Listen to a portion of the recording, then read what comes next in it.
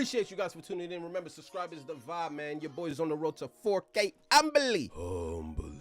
But yo, we got a brutal end to a horrific scheme. Mr. Ballin. It's been a while since I reacted to Mr. Ballin. He's one of the greatest storytellers on YouTube right now. Every single time I listen to him, it's like you're sitting around a campfire with like marshmallows and bitches. And you're just like listening to this well-articulated story that like, even if it's not true, you're just captivated. You know what I'm saying? So we got Mr. Ballin, a brutal end to their horrific scheme. Appreciate y'all. Hit the like button for your boy one time, huh? Heard about what happened at the Gay Pride Parade in the Netherlands? It's likely because you haven't seen the infamous security footage that's currently going viral on Reddit and other places on the internet. Today, I'm going to show you portions of that security footage and tell you the story about what's really happening so you have context and can really appreciate what you're seeing. But before we get into that story, if you're a fan of the strange, dark, and mysterious delivered in story format, then you've come to the right place because that's all we do, and we upload once a week. So if that's of interest to you, please swap out all of the Pop-Tarts.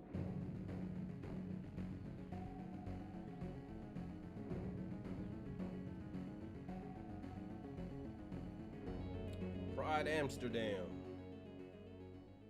On September 27th, 2018, in a little city in the Netherlands, a security camera captured 6 men walking calmly toward this brick bungalow inside one of the country's holiday parks. A holiday park is a place that offers cheap accommodations to tourists. They typically have things like campsites, RV parking, cheap bungalows for rent, and they also often offer things like swimming and golfing and bowling, so it's kind of like an all-in-one for families on vacation. But on this September day, these 6 men caught on camera were neither family nor on vacation. Instead, as they walked, it was very clear from their body language that the only thing they were interested in was getting inside of their holiday bungalow.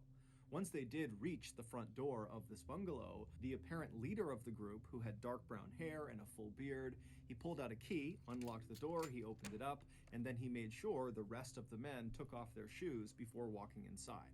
And then once all the men were inside the door, the leader shut the door and locked it behind them, and then barefoot, they walked through the hallway into this corner living room in the back of the bungalow. And in this room, there was this L-shaped couch that was centered on a coffee table and a couple of chairs scattered throughout the rest of the room. And so the 6 men kind of took up seats in these different places, and then after they were all sitting down, 2 of the men who had been seen walking into the bungalow carrying backpacks and duffel bags, they pulled those bags out and set them on the coffee table. And as soon as these 2 men did that, the other 4 men who had been chatting amongst themselves went completely silent and turned and just faced the bags on the table. It was very clear that whatever was in the bags was very significant. So significant, in fact, that the group had pulled most of the curtains across all of the windows inside of this bungalow to make sure no one outside could look in and potentially see the contents of these bags. And once the 2 men unzipped the duffel bags and backpack and began putting the contents of the bags onto the table, it became incredibly clear why the men were so on edge.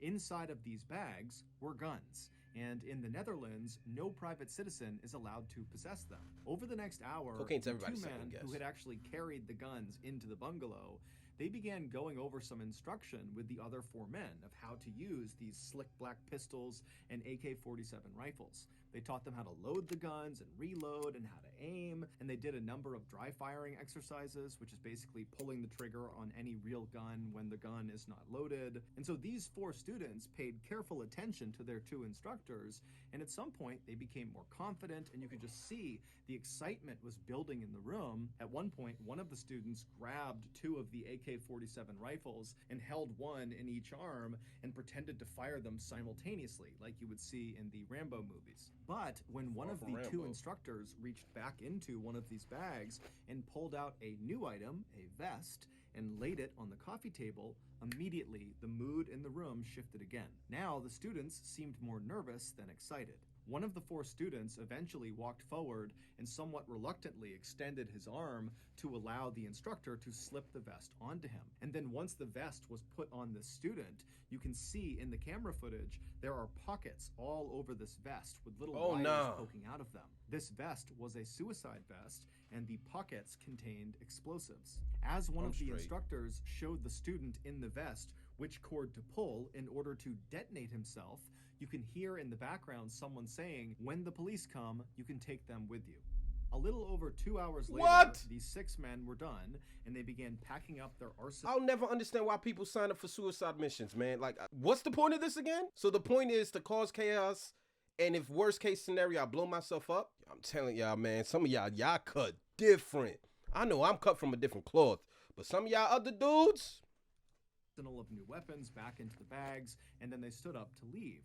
But when they left, it was the students who had the bags of weapons, not the 2 instructors. Once the 6 men had left the bungalow and were back outside again, they put their shoes back on, they locked the bungalow behind them, and then the 2 instructors were seen on camera walking away from the bungalow to a separate car. They drove off, and then the 4 men that now had the weapons, they walked to a nearby white cargo van, which contained 1 other man who had not been inside of the bungalow with them, but he was very much a part of this group. He was their driver. And so as the 4 men with guns approached the white van, the driver saw them, he climbed out, he ran around to the back and opened up the back doors that led into the windowless back cargo area of the van, and the 4 men with guns, they climbed inside, the driver shut the van, climbed back into the driver's seat, and then before long, the driver was leaving the parking lot and heading north towards the city of Amsterdam, which is the capital of the Netherlands.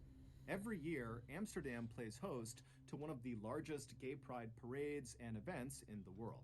The location is significant to the LGBTQ community because it was here in 2001 that the first gay marriage bill was signed into law, making the Netherlands the first country in the world to legalize gay marriage. So, for 1 week a year, hundreds of thousands of people pour out onto the streets and line the canals of Amsterdam, all drawn together to affirm gay rights and to celebrate their sexual expression, preference, and identity.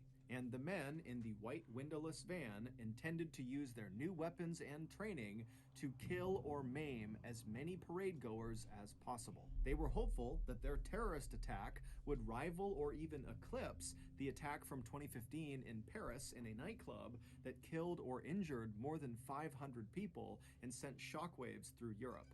30 minutes later, the 4 men in the back of this windowless van felt the van slow down and pull off the main road and not come to a complete stop, but just kind of begin to slow roll, which was odd because they had no reason to slow down and they were at least 30 minutes away from their destination. And so instinctively, the men reach down and make sure their guns are safely stowed inside of their bags and out of sight in case somebody opens the back door. They don't want people to know they have guns, they are illegal.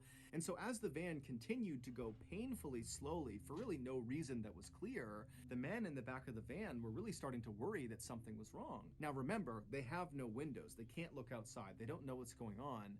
However, there was a small crack in the partition that separated the back of the van from the front of the van where the driver was. And so the men in the back of the van began craning their necks and looking through this little crack to try to see if they could understand what was in front of the van and, why the driver had stopped. And when these men looked through that little crack and they saw what was out there, they immediately began to panic. They began reaching down and fumbling for their bags, trying to open them up to get their guns, and then by the time they're kind of getting the guns into their hands, all the doors on the van fly open, and the men in the back just begin firing their guns blindly at the open doors. But when they pull their triggers, nothing happens, because their guns were fake. They had been sold to them by the people who were flinging open their doors, the police in tactical gear with their dogs, and they knew these guys had fake guns. They knew their suicide vests were fake. They were full of fake explosives. They have nothing lethal inside of this van. And so the police,